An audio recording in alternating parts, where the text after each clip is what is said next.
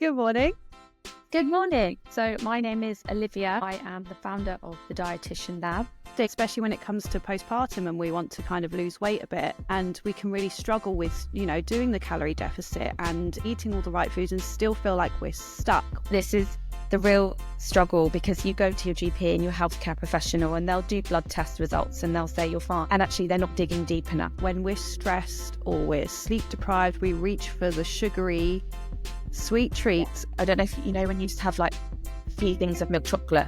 You want more. The whole bag. The whole bag. I only have dark chocolate in for me, and because I can't, I literally would just, there's no stopping. I'm like, whereas with the dark chocolate, you have a few slices, and honestly, you're done. You really? You see, don't eat this bread, eat this bread, and don't eat this, and it's such a minefield. And you're trying to do it on a budget, but it is hard. I find it hard. I personally would say have the full fat version. You see it as this like pinnacle of health. You think, oh God, I must go online, and someone's got a bloody discount code, so I'm going to use it. Honestly, there was like 3 pages worth of supplements. So the best source for those iron foods is, I think a lot of mums know about the fact that our hormones go crazy postpartum, but minerals, I don't think there's an education out there, so we just wouldn't know. A lot of people don't look into things like how a mineral or vitamin can impact another mineral. They don't look at that relationship. We went to McDonald's the other week. I was like, God, if anyone sees they're going to get that crowd that's always promoting like healthy, nutritious food. And I say this to everybody, I'm like, always 80-20, you need to enjoy your life. Like, otherwise, it's just miserable, isn't it? My mind's been blown by most of the stuff you said. I've probably just been like, too much information. Good morning. Good morning. So I'll let you introduce yourself to everybody and then we'll get cracking on the questions. Yes, so my name is Olivia. I am the founder of the Dietitian Lab. So I am an online dietitian and I specialise in mineral and hormonal balancing. And I do this through functional lab testing. And from there, personalised nutrition protocols for my clients. So my qualifications are a Bachelor of Science with First Class Honours, and that was having successfully completed the approved undergraduate programme in dietetics. I'm also a qualified yoga teacher, have been for around 5 years now, and I have qualifications in pre and postnatal and fertility yoga too. So with my online dietitian, the practice, I use functional lab testing, and we use a lab testing called hair tissue mineral analysis. And this is a simple, non-invasive test that analyzes your hair to reveal essential information about particular mineral levels, heavy metal exposures. Wow. It's really interesting. And we use this because minerals are literally the foundations to everything: hormones, growth, repair, everything in the body, energy. So we use this as basically a starting point to see from there what minerals we need to balance. And this can then it's endless. You can just like from there see so much. And that's why we start with the HTMA test, it's called. And you can essentially start to detox certain heavy metals from your body. So once you start balancing your mineral levels, you can start to open certain detoxification pathways. I could go on about HTMA for ages. It's so fascinating. But wow. But that's really interesting because a lot of us, especially when it comes to postpartum and we want to kind of lose weight a bit, and we can really struggle with, doing the calorie deficit and eating all the right foods and still feel like we're stuck with the same shape of body, or we're struggling to lose weight and we just can't understand why. And you're going onto all these online websites and they're giving you all the workouts and all the, pre-planned calorie counted meals, and it just feels like you're getting nowhere. Yeah. And this is the real struggle because you go to your GP and your healthcare professional and they'll do blood test results and they'll say you're fine.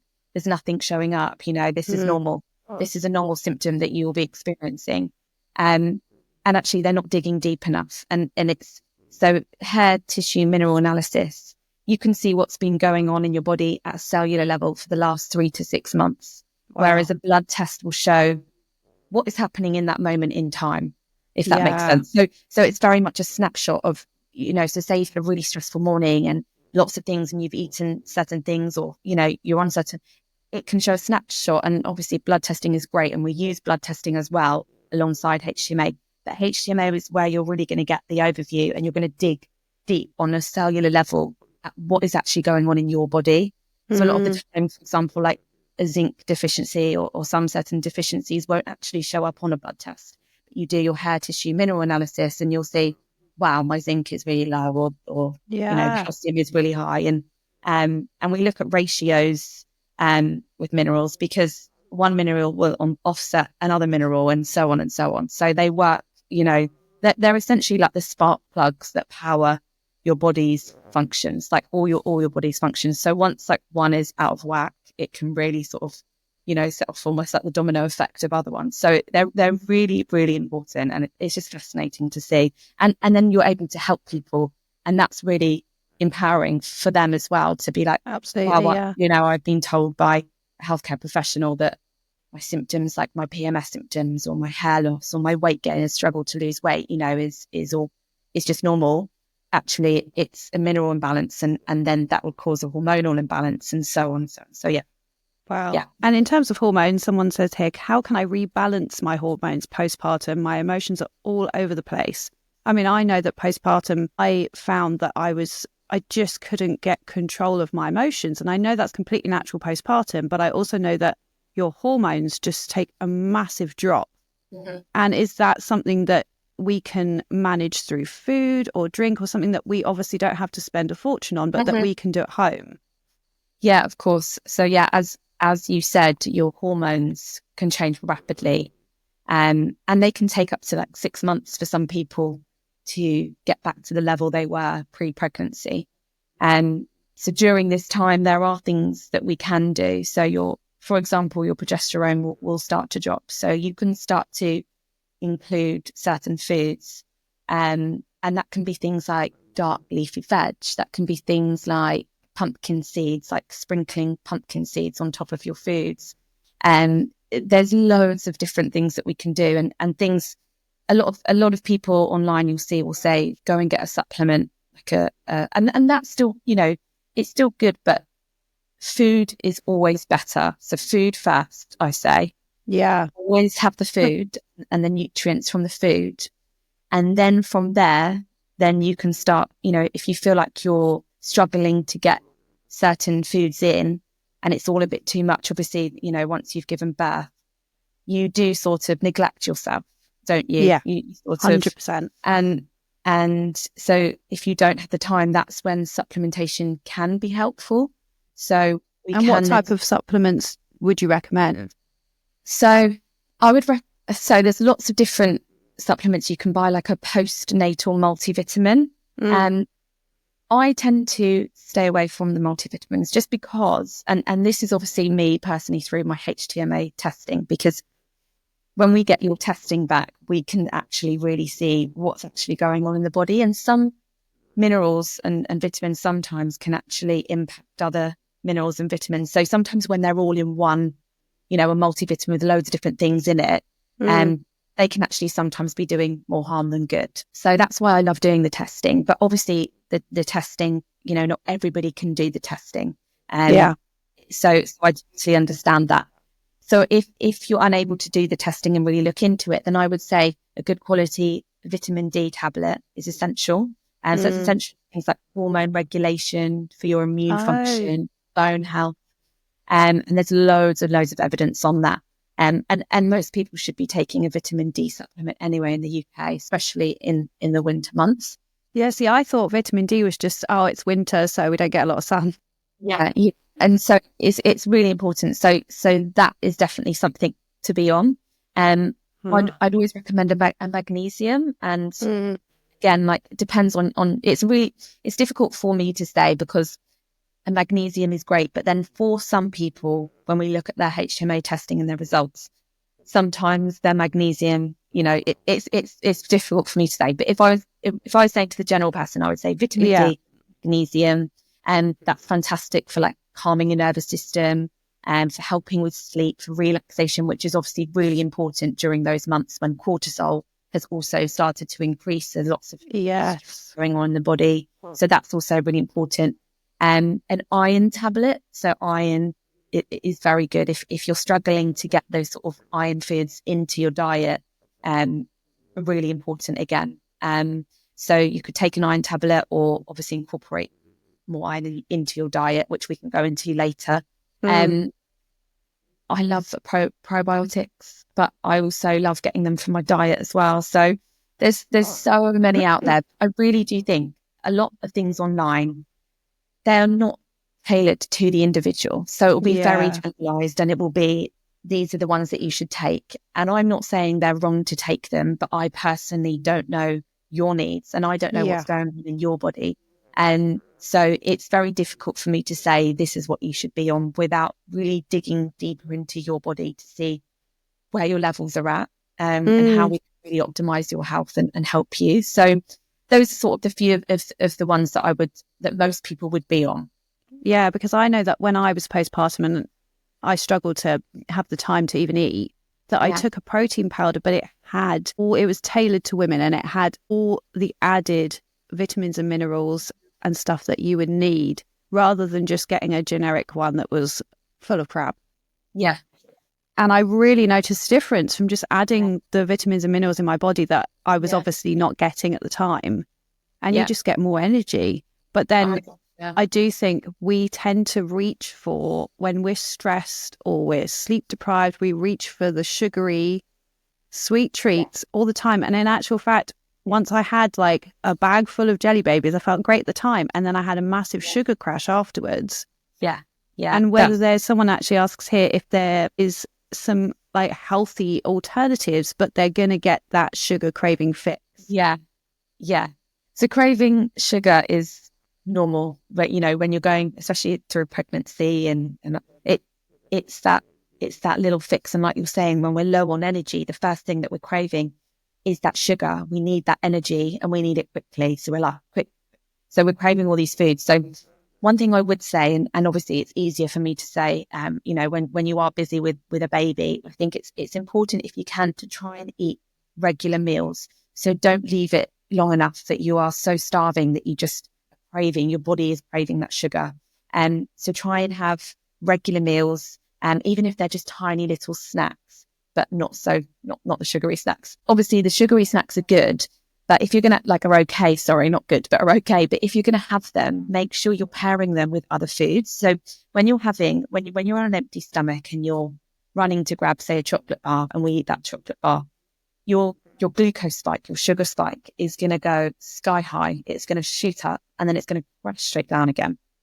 However, if we first eat a few nuts, say a few Brazil nuts, or something that's high in protein or high in like a healthy fat, like, half an avocado or something like that. If we have the chocolate bar after that, or after a substantial meal, the sugar spike is going to be so much lower than it was just having it on an empty stomach. So if you're craving that sugary snack, have the snack if you really want it, but try to pair it with other foods, because what we're trying to do essentially is stabilize your sugar levels, so they're not going like this all day, spiking up, crashing down, spiking up, crashing down. And especially when we're pregnant as well, that can cause that can cause other complications. Say if you're constantly on that sugar roller coaster, gestational diabetes, when we're pregnant as well. So that can increase your baby. That there's evidence in that has shown that it can increase your baby becoming overweight over time. So there's lots of different reasons to just think in mind, right, try and stabilize. And you don't think of this when you're craving that sugary snack. You're not thinking of, I better stabilize my blood sugar levels. But one thing I did when I was working in hospital, I actually got one of those Libra, the glucose monitors. And I had that fitted on me for a whole week. They gave it to me just to trial out, because I was working in the diabetes area. So I thought, let's try it. And for a whole week I had it on, and I was just monitoring the foods that for me were just spiking my blood sugar, and that wouldn't for somebody else. Everybody's, body is so different and reacts so differently to certain foods. And I was able to see, like, for example, when I had like minstrels, like the coated minstrels, my sugar spike was crazy, like out of this world. And then when I had like salted sugary popcorn, it literally went crazy. So for a whole week, I was able to just see like what foods agree with me. And so, so that's just something as well, if you're really into that sort of, that you can see. But Other snacks that you could have, dark chocolate. So dark chocolate, I know it's not for everybody, but dark chocolate is first of all very beneficial if you get a very good source, high in magnesium, and it also doesn't leave you craving more and more sugar. So with like milk chocolate, you're constantly, I don't know if you know, when you just have like a few things of milk chocolate, you want more. It's the whole bag. The whole bag.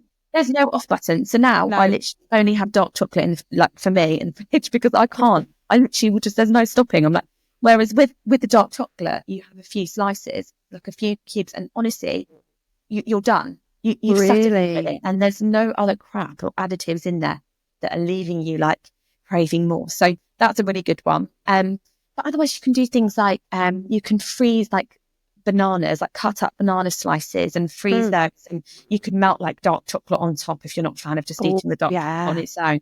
Put them in the freezer, and you could do like Greek yogurt, honey, berries, pairing that like maybe with like a nut butter or like some seed nuts. So again, we're having that, you know, that sugar from the honey and from the berries, but you're pairing it with other foods, and you're pairing it with things like the healthy fats. And so it's just about being mindful of when we are grabbing that sugary snack, pairing it with things. It's like white bread. If you're having white bread, you're better to have that white bread with like a slice of avocado rather than having the white bread with just butter on its own, which is going to just spike you really high. So it's really fascinating. You can do things like, if you don't have time, obviously, to make homemade like the energy balls, but you could buy like a pack of energy balls and have those. They usually have things like dates in it and nuts and seeds in it, and they're really filling as well. So they can be good.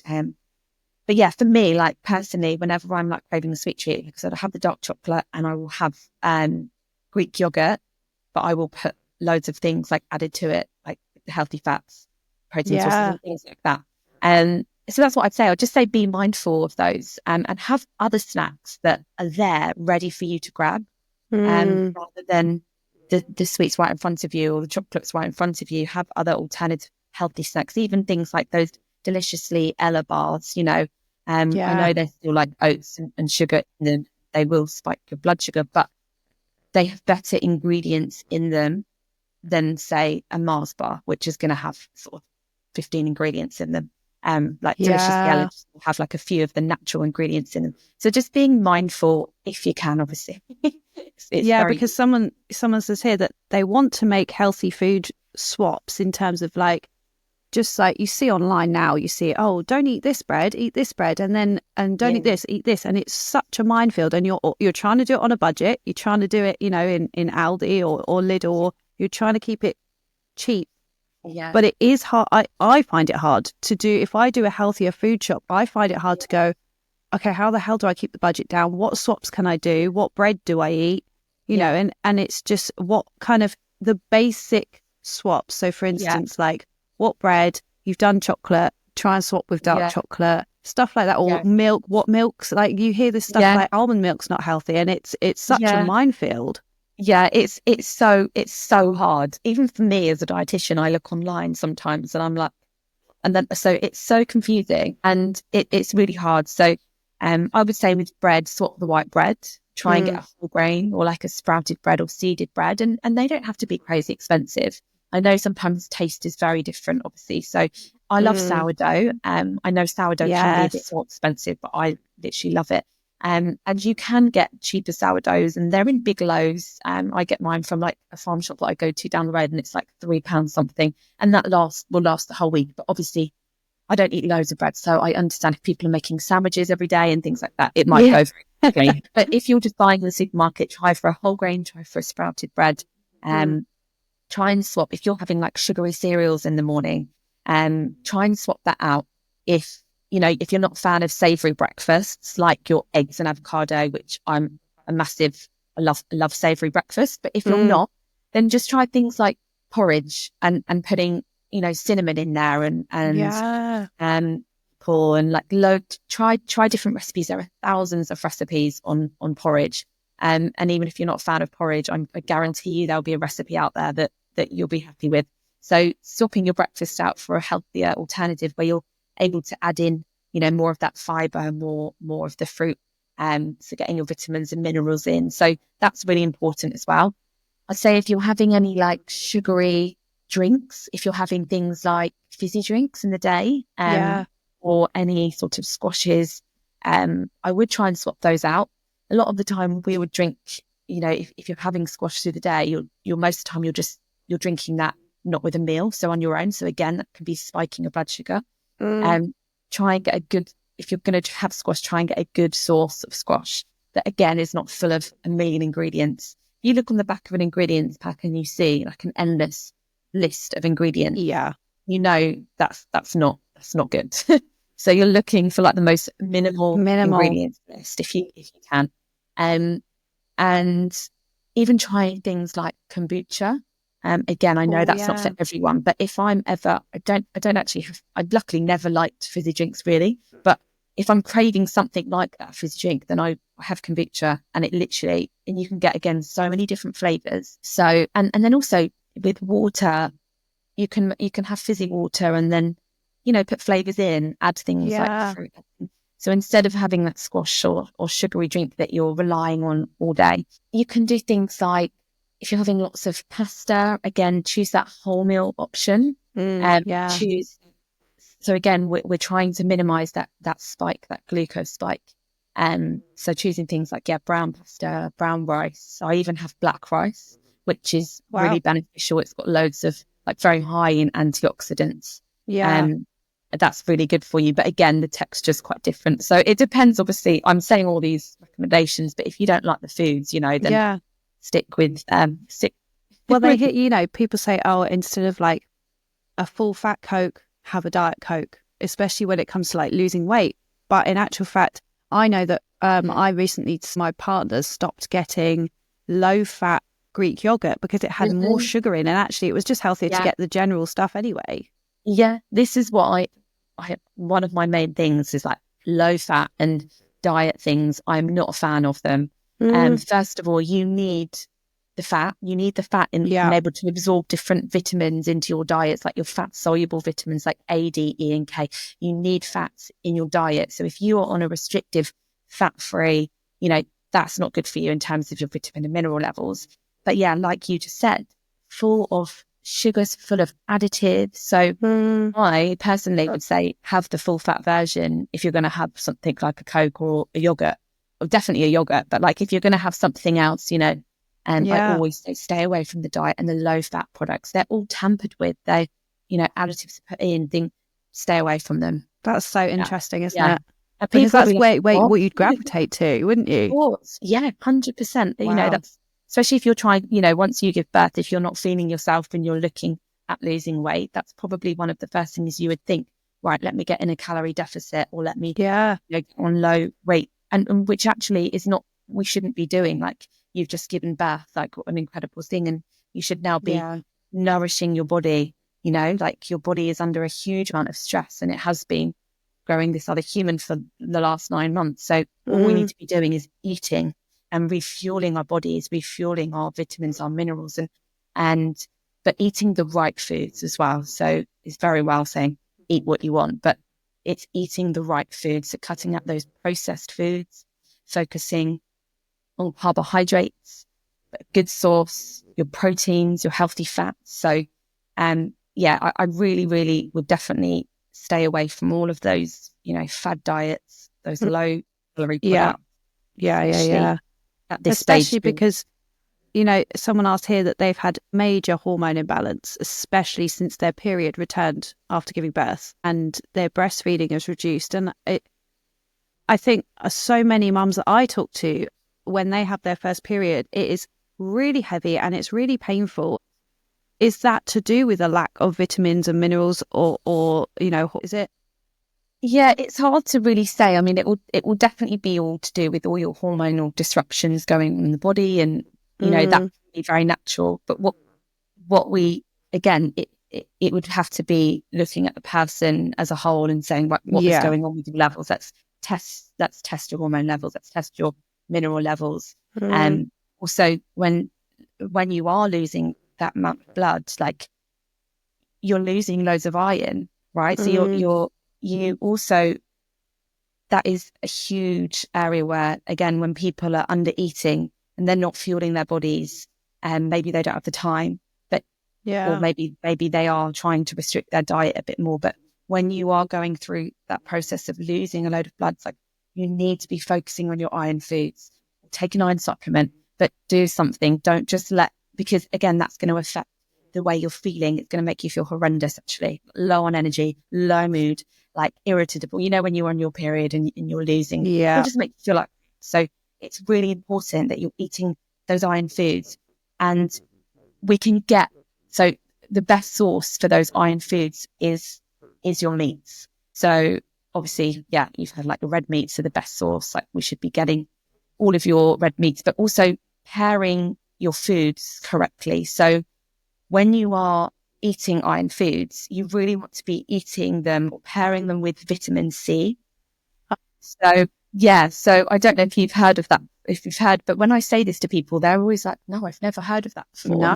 Yeah. So when you pair with vitamin C, it increases the iron and absorption. So it's really important to, and for example, foods high in vitamin C can be things like your dark leafy veg, so like broccoli or cauliflower or kale or spinach, red peppers, cabbage, any sort of. So whenever you are having a protein that's high in iron, make sure you're pairing it with some sort of vitamin C, even if it's like a citrus, like squeezing a lemon or lime on top of your food. Really? Even just something that small? Yeah. So doing that is really important. And so obviously I focused on the red meat, which is like, there's 2 different types of iron that you can get in your diet. So there's heme iron foods, and that is all from things like your red meats, your chicken, your pork, and basically like all meat, seafood.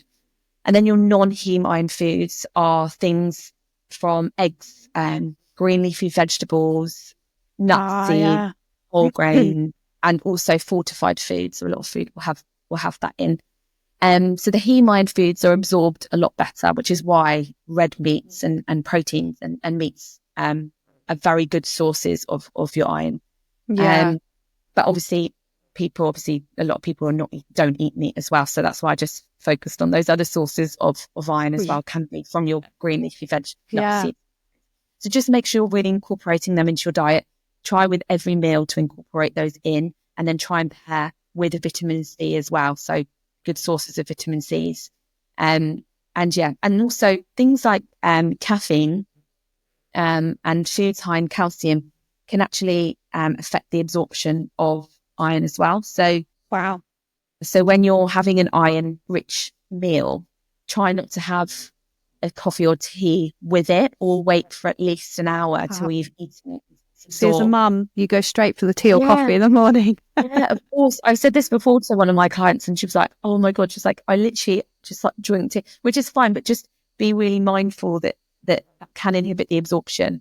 And then try to eat foods in like that high in calcium, which obviously great for us, but try and eat those as well separately from your iron rich foods, because those minerals can also impact the absorption of one another as well. So it's just being really mindful of these small, tiny changes that we can make that can actually increase our mineral absorption and our vitamin absorption. Wow.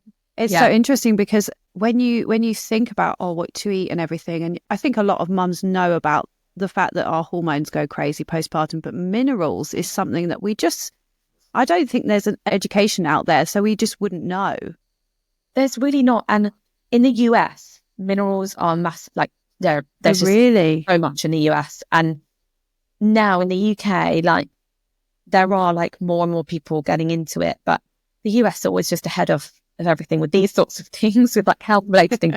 But it is starting like functional lab testing, which is things like your hair tissue mineral analysis, and that's sort of like a good one to really start with. But then you can go deeper into like comprehensive gut testing, and from there you can see everything that's going in your gut, and what sort of bacteria you are low on, and that sort of then helps determine what probiotic supplementation that you should be taking. And you can do things like the Dutch test, which is a hormonal test. There's so many. So these things are just digging so much deeper into our bodies. A lot of the times we would just go and grab a supplement off the shelf and be like, oh yeah, let's just hope that works. I spoke to the other day that is on so many supplements, and I was just like, you have no idea why you're taking these things. And I get it, because there's so much, like we were saying, there's so much out there that's like, oh yeah, you should take this one. There's so much out there that we just think, and she's spending so much money every month. And I'm like, that's probably doing you more harm than good. And we've done the testing. We're waiting for her results to come back. But honestly, that will just change. First of all, save her a load of money. So we're then able to actually change what is happening in her body, because a mixture of those cocktail of those supplements going in every day are probably inhibiting the absorption of other certain minerals, and it's probably just chaos in there. So it's just being really mindful of not seeing something online and being like, oh, I think I need that, because you actually don't know if you need that or not. That's the thing though, isn't it? Because you see people go, oh, take supplements because if you're not getting it in your diet, it will boost you up. And you see it as this like pinnacle of health. So you think, oh God, I must go online and someone's got a bloody discount code, so I'm going to use it. Yeah. And you end up going online, and honestly, there was like 3 pages worth of supplements, and I was like, well, I don't know where to start. Yeah. So it's interesting how actually it will just hinder it if you just take all of them. Yeah, it's so true. And that's as well one of the main things that is not, nobody, but when people are recommending supplements, or you see, a nutritionist or someone that you would think they must know what they're talking about. And obviously, I'm not saying that they wouldn't know. They would. They obviously know a lot of things, but a lot of people don't look into things like how a mineral or vitamin can impact another mineral. They don't look at that relationship. And like, there's a mineral wheel that's like a big wheel, and it has all the different minerals and the relationships between. And honestly, it's like a minefield. It's crazy. Yeah, you need to understand that before you start doing all these things like supplementing and and things like the green powders and all of these. Yes, they're everywhere. Yeah, everywhere.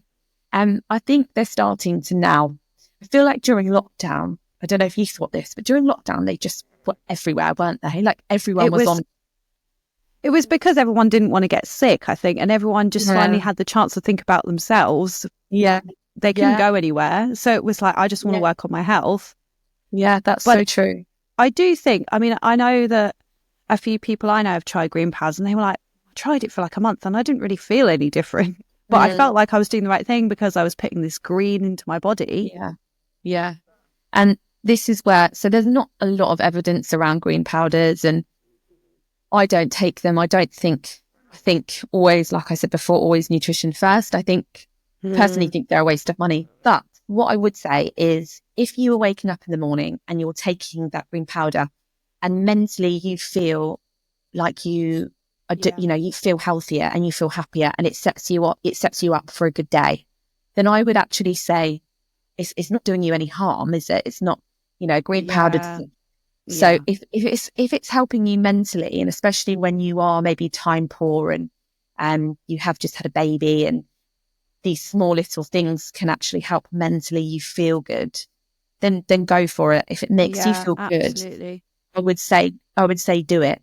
But I'd say if it's not really making any difference to you, don't waste your money and try something else, or do the testing and see what you actually need before you do start supplementing things, Yeah, because it's about getting that balance right, isn't it? Because I know that I used to, before I did my personal training and nutrition course, I used to think, I've got to be really healthy, and if I eat a bag of crisps or if I get a pizza, that's a bad thing. It's bad food. And in actual fact, it's just about getting the balance and knowing that actually it's all food isn't really good or bad. It's just whether it's giving you more nutritional content in your body, and to not feel guilty because quite frankly, last night, me and my partner were like, can't be bothered to cook. We've been eating healthy for like all week. We've been doing really good food. And I was like, do you know what? I just want a McDonald's burger. And you don't feel guilty for it, because you've got most of it is also about the mental side of things. And you're not going to lose weight and feel good about yourself if you're constantly beating yourself up about what you're eating all the time.